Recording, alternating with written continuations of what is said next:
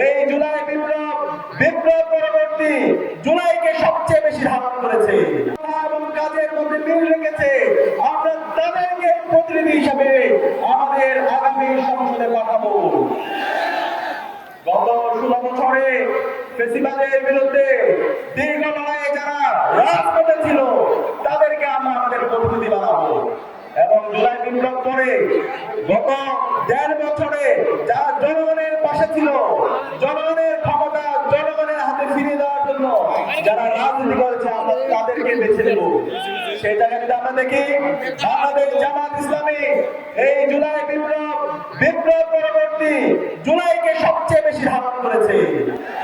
জুলাই বিপ্লবের পর যতগুলো কাজ হয়েছে সব কাজের মধ্যে জামাত ইসলামের কাজ অন্যতম গুরুত্বপূর্ণ ভূমিকা রেখেছে।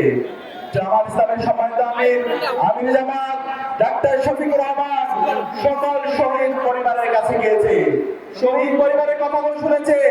জুলাই বিপ্লবের মাধ্যমে যে তারুণ্য তৈরি হয়েছে সেই তারুণ্যকে ক্ষমতায়ন করার জন্য তিনি রাত দিন এক করে কাজ করে যাচ্ছে এবং আপনাদের চট্টগ্রামের মাটি ও মানুষের নেতা ডক্টর সৈয়দ আব্দুল্লাহ মোহাম্মদ তাহের এই জুলাই বিপ্লব এবং 90-এর স্বৈরাচার বিরোধী আন্দোলন নেতৃত্ব দিয়েছে।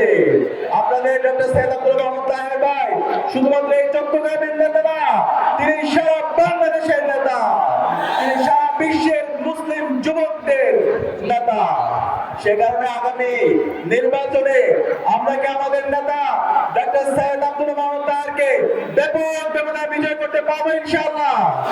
ইনশাআল্লাহ আমরা একসাথে বলবো, তারুণ্যের প্রথম ভোট, তারুণ্যের প্রথম ভোট, তারুণ্যের প্রথম ভোট দাঁড়িপাল্লার পক্ষে হোক।